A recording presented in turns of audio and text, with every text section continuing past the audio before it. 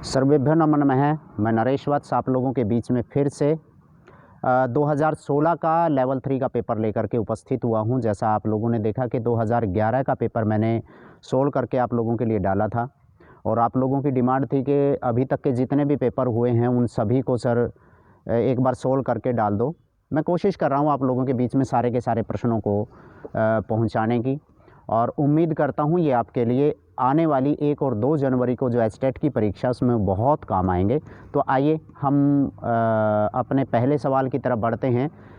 2016 का लेवल 3 का ये पेपर था और इसमें 30 सवाल आए थे। 30 में से 5 सवाल जो थे, 5 प्रश्न जो थे वो आपके संबंधित थे पैराग्राफ से रिलेटेड अनुच्छेद के प्रश्न थे, लेकिन बाकी जो सवाल थे 25 वो आपके ग्रामर हिंदी की व्याकरण से संबंधित थे। तो उन्हीं सवालों को मैं आप लोगों के लिए लेकर के आया हूं। तो चलिए सबसे पहला जो सवाल है वो है 4 ऑप्शन दिए हुए हैं, उनमें से आपने अशुद्ध विकल्प को चुनना है। 4 विकल्पों में अशुद्ध विकल्प जो है वो है विश्वामित्र बराबर है विश्व जमा मित्र। बिल्कुल सही जवाब है और हालांकि ये एक बहुत प्रसिद्ध हमारी पुस्तक है सामान्य हिंदी व्याकरण की।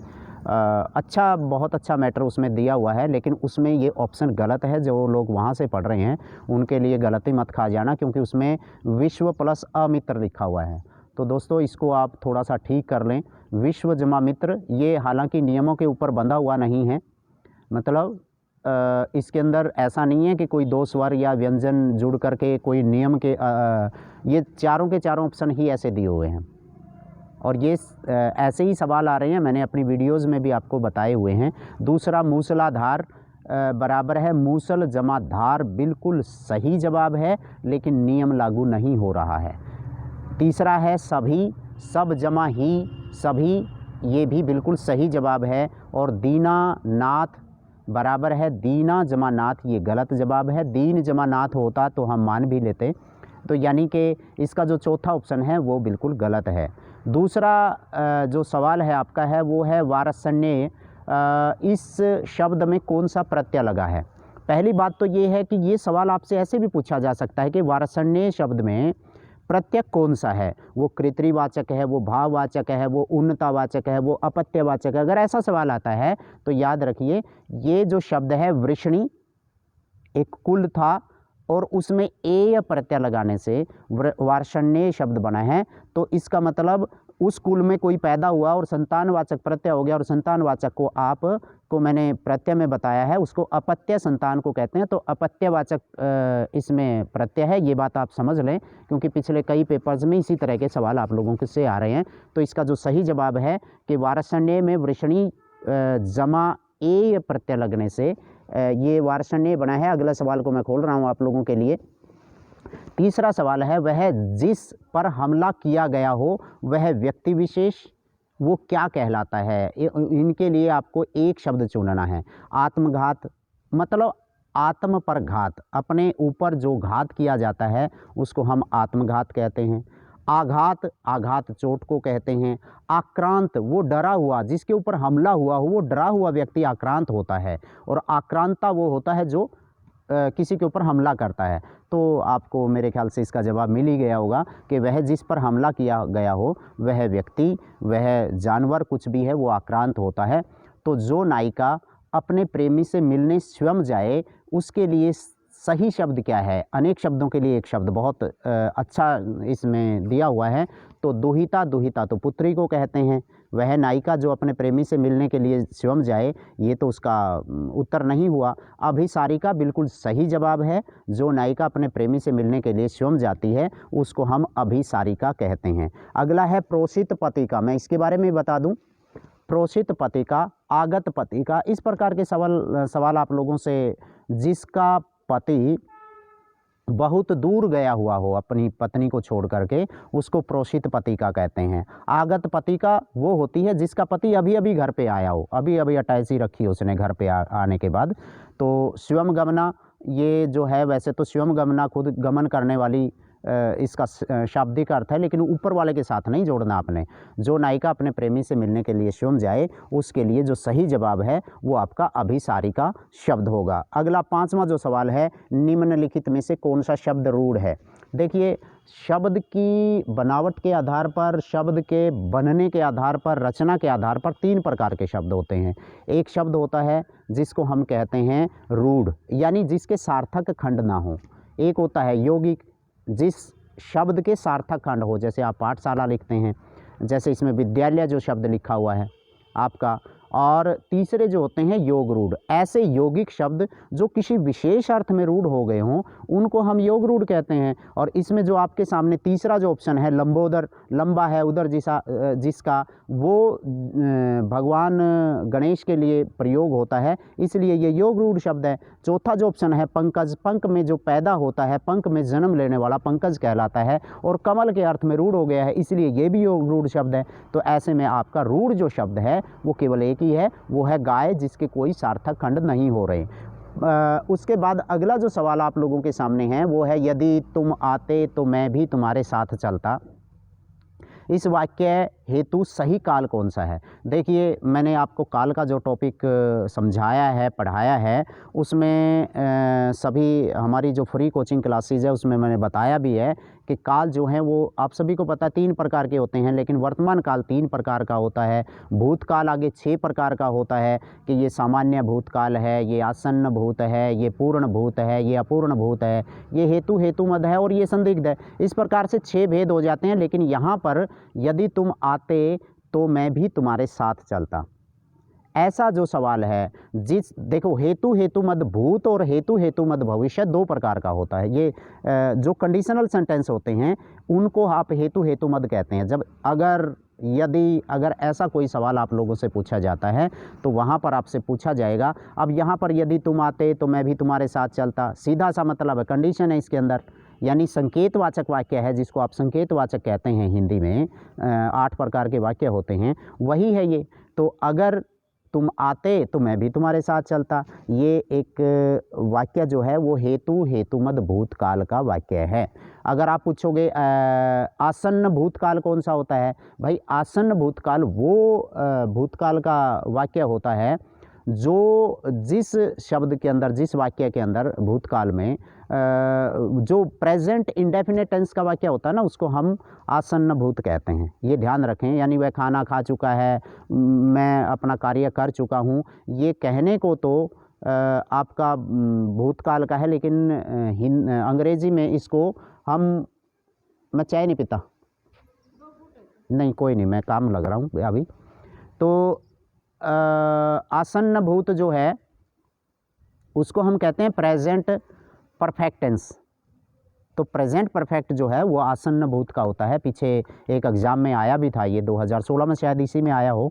तो उसके बाद अगला जो है संदिग्ध भूतकाल, पुराने, अगर हम भूतकाल में कोई घटना ऐसी घटी हो जिसके ऊपर घटी कि नहीं घटी, तो उसके ऊपर अगर ऐसा कोई वाक्य दिया हुआ है तो संदिग्ध होता है। अपूर्ण प्रेजेंट, मतलब इसको संदिग्ध भूतकाल को आप पास्ट डाउटफुल कहते हैं, और अपूर्ण भूतकाल जिसको आप पास्ट कंटिन्यूस कहते हैं ना, वह खाना खा रहा था, वह जा रहा था, ये जो है अपूर्ण भूतकाल का होता है। तो मैंने चारों के बारे में थोड़ा थोड़ा सा आपको बताया। हालांकि इसको पूरे टॉपिक को मैं जो है आपका काल का जो है वो समझाने का है, वो एक बार मैं फिर दोबारा, अगर किसी का कोई सवाल आया तो मैं समझा भी दूंगा। जिसका जन्म अविवाहित कन्या के गर्भ से हुआ हो, ऐसा जैसे कुंती के गर्भ से कर्ण को माना जाता है, उसको कानीन पुत्र कहा जाता है। अब इसमें एक बार ऑप्शन अगर हम देखें तो कन्या पुत्र नहीं, कानीन जो है आपका सही जवाब है, यानी कि बी ऑप्शन आपका सही है। उसके बाद आप 8वें सवाल पे आइए सीधे। किस शब्द में समास की दृष्टि से विभक्ति का रूप नहीं अपितु विभक्ति सहित प्रयोग किया गया है। किस शब्द में समास की दृष्टि से विभक्ति का रूप नहीं बल्कि विभक्ति का सही प्रयोग किया गया, आपने बताना है। पहला जो है सरसिज, सरोवर में जो पैदा होता है उसको आप सरसिज कहते हैं, ध्यान रखें एक बार। सरसिज जो है, जी हाँ, सर में जो मतलब सरोवर में जो जन्म है, कमल के लिए ये प्रयोग होता है। ठीक है ना। तो यही जो शब्द है जिसमें विभक्ति का प्रयोग हुआ है। कृतघ्न, स्वास्थ्य, स्वर्णकार, इनमें किसी में भी विभक्ति का प्रयोग नहीं है। सरसी ज जो है अपने आप में मतलब जन्म लेना, जन्मा, ये अपने आप में एक ऐसा शब्द है जो समास की दृष्टि से विभक्ति का रूप तो नहीं है, लेकिन विभक्ति का के साथ इसमें प्रयुक्त हुआ है। अगला जो है, किस शब्द में प्रत्यय का प्रयोग शुद्ध रूप में नहीं हुआ है। आप लोगों से पूछा गया है कि प्रत्यय का प्रयोग शुद्ध रूप में नहीं हुआ है। आपने देखा ओजस्वी, ओजस एक शब्द है जिसके अंदर आप से को हलंत कर देंगे। साध्वी जी नहीं, इसमें प्रत्यय का प्रयोग वी प्रत्यय नहीं है, ओजस्वी में है। तपस शब्द के साथ वी प्रत्यय लगा करके ये बना हुआ, माया के साथ वी प्रत्यय लगा करके आपका मायावी शब्द बना हुआ है। तो ऐसे में प्रत्यय का प्रयोग शुद्ध रूप में साध्वी में नहीं हुआ है। ठीक है। अगला, मैं खाना खा चुका हूँ। अभी अभी मैंने आप लोगों को बताया कि आई हैव टेकन माई मील। इसका मतलब प्रेजेंट परफेक्ट जो टेंस होता है उसको आसन्न भूत कहते हैं। मतलब वो भूतकाल में तो घटना चली गई है, लेकिन वो अभी अभी काम जो है वो ख़त्म हुआ है।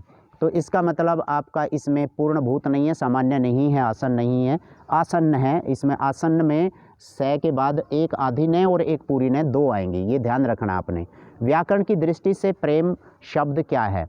व्याकरण की दृष्टि से प्रेम जो है वो एक भाववाचक संज्ञा है, वो अव्यय नहीं है। अव्यय आपके 5 प्रकार के होते हैं, जिसमें आपके पार्ट्स ऑफ स्पीच अंग्रेजी में जो आप करते हैं ना, मतलब संज्ञा, सर्वनाम, क्रिया, विशेषण, ये चारों विकारी हैं। और क्रिया विशेषण, संबंध बोधक, समुच्चय बोधक, विस्मयादि बोधक और निपात, ये पांचों के पांचों आपके अविकारी है। और इन्हीं अविकारी शब्दों को अव्यय भी कहते हैं। तो पहला ऑप्शन आपको क्लियर हो गया होगा। भाववाचक संज्ञा, प्रेम एक भाव है, ये भाववाचक संज्ञा है। विशेषण जो संज्ञा सर्वनाम की विशेषता प्रकट करते हैं उन शब्दों को विशेषण कहते हैं। और शुद्धता तो वैसे ही शब्द दिया हुआ है। उसके बाद कौन सा शब्द धनुष का पर्यायवाची नहीं है? धनुष, कोदंड कहते हैं, बिल्कुल सही है। विशिख, विशिख जो शब्द है, विशिख जो शब्द है वो प्रयोग होता है हमारा किसके लिए? विशिख जो प्रयोग होता है तीर के लिए या बाण के लिए। तो विशिख का आसन, जिसके ऊपर, जिस आसन के ऊपर विशिख रखा जाता है, हो गया अपने आप धनुष का पर्यायवाची। चाप, चाप की तरह से तो धनुष होता ही है, ये भी सही हो गया आपका। विशिख आपको मैंने बताया है बाण या तीर को कहते हैं, तो इसका मतलब आपका सही ऑप्शन जो है वो चौथा है। गौरव शब्द की उत्पत्ति है तो गुरु प्लस अ प्रत्यय से जुड़ करके बना है, आपका बी ऑप्शन बिल्कुल सही होगा। उसके बाद अगला योगीश्वर, बड़ा अच्छा शब्द आया है। मैंने हालांकि इनमें राजन प्लस आज्ञा, राजाज्ञा बनता है, उसमें न हलंत जो है वो उसका लोप हो जाता है। ऐसा ही ये शब्द है योगिन प्लस ईश्वर। एक तो ये ध्यान रखना है कि ईश्वर जो शब्द है वो शुद्ध है। ऐसे में आपका इसका मतलब बी और डी ऑप्शन ही सही हो गए। अगर बी और डी सही है, इनमें से अगर आप देखेंगे तो योगी तो ऐसे लिखा ही नहीं जाता, तो बी भी अपने आप कट गया। तो योगिन मूल शब्द है, तो योगिन के साथ न का लोप हो जाता है, छोटी ई और बड़ी ई मिलकर के बड़ी ई बन जाएगी। ऐसे में योगीश्वर आपका चौथा ऑप्शन बिल्कुल सही है। हिंदी की क ध्वनि व्याकरण की दृष्टि से क्या है? पहला आप ये ध्यान रखें, पूरी वीडियो में मैंने वर्ण की में बताया हुआ है कि वर्ग का पहला और दूसरा वर्ण अघोष ध्वनि होती है। ठीक है। उसके बाद तीसरा, चौथा और पांचवा जो है वो सघोष ध्वनि होती है, ये आपको ध्यान होगा। तो इसका मतलब अगर हम इन सभी को एक बार अघोष और सघोष को देखें तो इसमें से आपने देखना है कि अलप प्राण कौन सी है। अलप प्राण आपकी पहला, तीसरा और पांचवा जो है वर्ण होते हैं। तो पहला, तीसरा और पांचवा वर्ण, पहला का मतलब आपका क है, ख छोड़ करके ग अलप प्राण हो गया, घ छोड़ के ग आपका अलप प्राण हो गया। ऐसे ही च अलप प्राण है, छ छोड़ करके ज अलप प्राण हो गया और ये अलप प्राण हो गया। इसका मतलब आपका पहला, तीसरा, पांचवा ये तीनों अलप प्राण हैं। दूसरा और चौथा आपके महाप्राण हैं। उसके बाद श है, ये आपके सभी महाप्राण हैं, ये आपने ध्यान रखना है। और ये र ल व ये चारों के चारों आपके अलप प्राण हैं, ये आपने ध्यान रखना है। और है भी आपका महाप्राण है। तो ये सारे के सारे वैसे तो मैंने वहाँ पर डिटेल में बताए हुए हैं, तो आपने क ध्वनि बतानी है। इसका मतलब एक तो अलप प्राण है और दूसरी ये जो है पहला और दूसरा अघोष भी होते हैं, तो सीधा सा मतलब आपका तीसरा ऑप्शन सही हो गया। हम आगे बढ़ते हैं। इसमें यज्ञशाला, यज्ञशाला जो होती है वो यज्ञ के लिए शाला होती है। को के लिए इसमें विभक्ति चिन्ह लगेगा जब आप इसका विग्रह करोगे, मतलब यज्ञ के लिए शाला, तो इसका मतलब आपका को के लिए जो है संप्रदान तत्पुरुष में होता है। उस संप्रदान को आप कर्ता ने कर्म को कर्ण से के द्वारा संप्रदान को के लिए होता है, तो संप्रदान चौथे नंबर पे आया तो चतुर्थी तत्पुरुष हुआ। आप इनको इस तरीके से भी याद कर सकते हैं। अगला एक बड़ी अच्छी हरियाणवी में तो बहुत कहा जाता है कि भूल गए रंग राग भूल गए जकड़ी छकड़ी, तीन चीज़ याद रही नून तेल लकड़ी, ऐसा यहाँ पर कहा जाता है। इसका मतलब अब जो एक अच्छी लोकोक्ति है, तो इसमें से अगर आप देखें महंगाई के आगे व्यवस्था, ये गलत है। नून तेल लकड़ी के बिना संसार अधूरा, ये भी गलत है। अत्यावश्यक वस्तुओं से ही प्रेम, ये भी गलत है। गृहस्थी के चक्कर में फंस जाना, ये बिल्कुल सही है। भाई सारी चीज़ें भूल जाता है आदमी जब गृहस्थी के चक्कर में होता है। तो उपसर्ग रहित शब्द आपने अगला छांटना है। 18वां सवाल है। उपसर्ग आप सभी को पता है वो शब्दांश होते हैं जो किसी भी मूल शब्द के आगे लग करके उनका अर्थ परिवर्तित कर देते हैं। अब दूसरा, तीसरा, चौथा, अगर मैं तीनों की बात करूं, दूसरे में योग शब्द है, उसके आगे सु उपसर्ग लग गया, सुयोग बन गया। तीसरा जो ऑप्शन है अधिक शब्द के आगे अति उपसर्ग लग करके अत्यधिक बन गया, यन संधि होगी। उसके बाद देश शब्द के आगे वी लग करके आपका विदेश बन गया, ये भी आपका उपसर्ग लग गया। लेकिन सुरेश में सुरेश जो है वो सुर जमा ईस से जुड़ करके गुण संधि होकर के सुरेश जो पर्यायवाची होता है आपका इंद्र का। तो अगला जो शब्द है अशुद्ध शब्द विकल्प को चुनें। अशुद्ध शब्द का विकल्प आप चुनेंगे। आर्ष प्राचीन चीज़ों के लिए प्रयोग होता है, अनार्स बिल्कुल सही है। उद्यत जो होता है ना, या उद्धत जो आदमी होता है किसी काम में लगा हुआ, उसको उद्यमी उसी से बना है। और इसका विपरीतार्थक जो शब्द बनेगा वो होता है विनीत। उद्धत मतलब एक प्रकार का शरारती किस्म का जो व्यक्ति होता है उसको उद्धत कहते हैं। और विनीत जो सबके सामने हाथ जोड़ करके चलता है, विनम्र जो व्यक्ति होता है, ये इसका सही होगा। उद्धत का विपरीतार्थक विलोम शब्द जो है विनीत होता है। और तीसरा जो इसका मतलब दूसरा ही गलत हो गया, आपने गलत ही छांटना था, अशुद्ध ही छांटना था। तो तीसरा जो ऑप्शन है वो है उन्मीलन और निमीलन। मतलब मैं अभी आंखें बंद कर ली, मेरी मतलब जो है निमिल्य इसको हम बोलेंगे। निमिल्य मतलब आंखें बंद करके, निमिल्य का मतलब कोई चीज़ बंद करनी होती है। और उन्मीलन का मतलब होता है खोलना। तो खोलना और बंद करना निमीलन हो गया, उन्मीलन खोलना हो गया। अर्पण और ग्रहण ये एक दूसरे के विपरीतार्थक है। तो ऐसे में आपका 19वां सवाल भी मेरे ख्याल से आप लोगों को क्लियर हो गया होगा। बाहर धूप में बैठा हूँ, मैंने सोचा कि ऐसे ही आप लोगों का काम हो जाए, इसमें टाइम नहीं लगता मेरे को ऐसे वीडियो बनाने में। तो किताब किस भाषा का शब्द है? किताब जो है वो अरबी भाषा का शब्द है। मरीज जो है वो अरबी भाषा का शब्द है। मुहावरा जो है अरबी भाषा का शब्द है। इस प्रकार के शब्द हैं। मतलब अरबी भाषा के ये शब्द है। फारसी भाषा के शब्द कुछ ऐसे हैं, खाने पीने के भी हैं उसमें। कुछ अदालती जो शब्द हैं वो फारसी के होते हैं। अंग्रेज़ी के जिनकी स्पेलिंग बना करके देख लोगे वो आपके अंग्रेज़ी के हैं। और इन सभी को मिला करके इनके सारे शब्दों को हमने हिंदी में अडॉप्ट कर लिया है। हिंदी के मूल शब्द तो यही समझिए कि तत्सम और तद्भव ही हैं। बाकी तो हमने हिंदी में जिन शब्दों का प्रयोग कर रखा है वो दूसरी भाषाओं के भी हम ले रहे हैं। तो ऐसे में किताब के अगर बारे में पूछा जाए तो ये अरबी भाषा का शब्द है भाई। उसके बाद बंदूक एक उपयोगी है। दो शब्द हैं, एक अस्त्र और एक शस्त्र। अस्त्र होता है जो फेंक करके कोई हथियार मारा जाता है, और शस्त्र जो होता है हाथ में पकड़ करके, जैसे हम तलवार चलाते हैं, बंदूक चलाते हैं, हमारे हाथ में रहती है। अगर तीर अगर हम देखा जाए या गोली जो देखा जाए वो दूर जा कर के लगता है। भाला अगर हम फेंक करके मारते हैं तो वो भी आपका अस्त्र हो गया। तो अस्त्र और शस्त्र में यही फ़र्क होता है। शस्त्र हमारे हाथ में लेकर के जो चलाया जाता है, और अस्त्र जो होता है वो आपका फेंक करके मारने का होता है। तो यहाँ पर बंदूक क्या हुआ, हाथ में ही रहेगी या बंदूक को भी फेंके? कई तो पूछ लेते हैं मुझसे कि सर लाठी क्या है? भाई आग लगा पैरा में मारोगे जे बस दागे, फिर तो आपको अस्त्र हो गया, नहीं तो लाठी है तो शस्त्र ही। क्लियर है? उसके बाद आपका 21वें सवाल के बाद हम चलते हैं 22वें सवाल के ऊपर।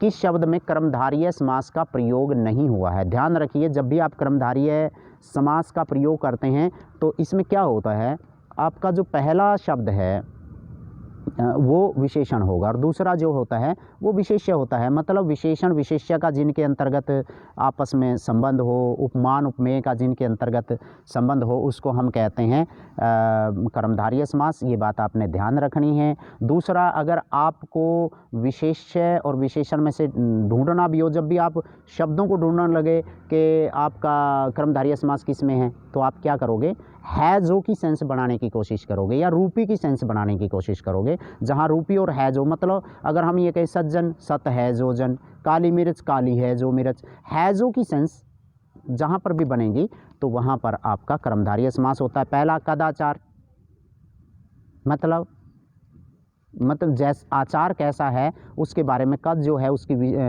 विशेषता बता रहा है। जवां मर्द, जवां है जो मर्द।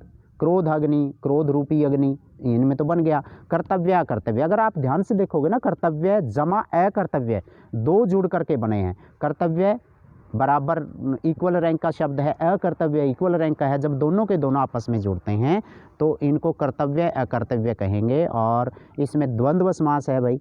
धर्माधर्म अगर आप लोगों के सामने आता है। सुरासुर, मतलब मान लिया अभी आया था देवासुर, देव जमा असुर से जुड़ करके बना था। तो इसका मतलब ये है कि जैसे चतुर्दश एक शब्द आपकी परीक्षा में आया था, चतुर्दश 10 और 4, तो मतलब कर्तव्य और अकर्तव्य। जब भी आप उसको कर्तव्य और अकर्तव्य बना करके देखते हैं, दोनों को और के द्वारा जोड़ते हैं, तो वहाँ द्वंद्व होता है। तो चौथा ऑप्शन आपका 100% आपका कर्तव्य अकर्तव्य जो है वो द्वंद्व समास का है। उसके बाद आप आगे बढ़ते हैं तो हम चलते हैं 23वें सवाल की तरफ। 23वां जो सवाल है वो है नेत्री शब्द का पुल्लिंग क्या होगा। नेत्री, नेत्री नेता का स्त्रीलिंग है। तो नेत्री का ये तो सभी को आता होगा, कोई ज़्यादा समय देने की इसको ज़रूरत नहीं है।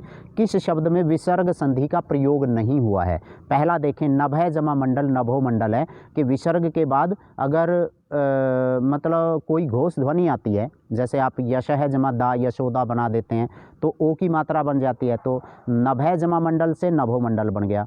सिरह जमा भाग से सिरोभाग बन गया।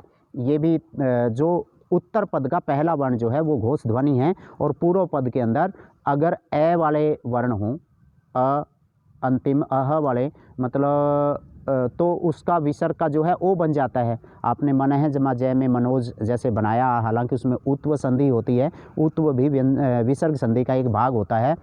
तीसरा है क्षुधा जमा उत्तेजन। क्षुधा जमा उत्तेजन, जब आ से परे विसर्ग ना हो, क्षुधा भूख को कहते हैं, और उत्तेजन उत्तेजना के लिए प्रयोग हुआ है। तो क्षुधा आ और ऊ जुड़ करके जहाँ ओ बन जाता है वहाँ गुण संधि होती है, और गुण संधि जो है वो स्वर संधि का भाग है। तो ऐसे में क्षुधोत्तेजन जो है वो स्वर संधि है भाई। और वो अगर इसमें भी क्षुधोत्तेजन में भी पूछा जाए, कठोपनिषद में पूछा जाए, प्रश्नोत्तर में पूछा जाए, तो गुण संधि होती है और ये स्वर संधि का भाग है। सर्वतोमुखी, सर्वतः जमा मुखी से सर्वतोमुखी बन जाएगा। तो उसके बाद 25वां और अंतिम सवाल शायद आज का है कि अशुद्ध वर्तनी वाला आपने शब्द छांटना है। अशुद्ध वर्तनी वाला जो शब्द है आपका वो है, मैंने अपने 100 शब्दों में अच्छे तरीके से बताया है, व्यावहारिक और व्यावसायिक शब्द होता है। व्यावसायिक नहीं होता, व्या होता है, मतलब यह को आ की मात्रा आएगी, पहला ही गलत है। कार्मिक ठीक है, सांघातिक ठीक है, षाण्मासिक ठीक है, मतलब षाण्मासिक 6 मास के लिए प्रयोग होता है। 60 से ट का अणय बन जाएगा। तो इसका मतलब आपको ये 25 के 25 सवाल मैंने आपको करवाए हैं। मैं भी थोड़ी सी अपनी सुविधा देख रहा हूँ भाई, मैं इसलिए अपनी सुविधा देख रहा हूँ कि इस तरह की वीडियो को बैठे बैठे कभी भी किसी भी टाइम पे बनाया जा सकता है, आप लोगों के पास ये पहुँच जाएगी। अब हो सकता है आपके पास कोई, जैसे ये 2016 का आपका पेपर था, 2016 के बीच में अभी मैंने 11 का पेपर डाला था, तो 12, 13, 14, 15 के मुझे पेपर मिले नहीं। अगर आप लोगों के पास कहीं से अरेंज हो जाए तो मेरे पास व्हाट्सएप कर सकते हैं, उसको ऐसे ही बातों में आप लोगों के लिए सोल्व करके मैं डाल दूँगा। आज के लिए इतना ही। आपके पास ये वीडियो मैं यूट्यूब पे अपलोड कर रहा हूँ ताकि आप लोग जो एस्टेट की तैयारी करने वाले स्टूडेंट्स हैं, कोई भी हो, आप लोगों के लिए विशेष तौर पे मैं इसलिए ये तैयारी करवा रहा हूँ कि आपकी जो हम पिछले 5-6 सालों से जो फ्री कोचिंग क्लासेज है उसमें टाइम हमें नहीं मिलता, के सभी विषयों के अलग अलग टीचर्स पढ़ाने के लिए चले जाते हैं, तो मैं आपकी बैठे बैठे ऐसे ही वीडियो बना करके डाल देता हूँ और इससे आपको नो डाउट बहुत लाभ भी होगा। और मैं कोशिश करता हूँ कि सिर्फ उत्तर ना बताए जाएँ, बाकी और बातें भी आपको बताई जाएँ। आज के लिए इतना ही, मिलते हैं अगले वीडियो में फिर इसी प्रकार के किसी और पेपर के साथ। तब तक के लिए इजाज़त। जय हिंद, नमस्कार, जय भारत।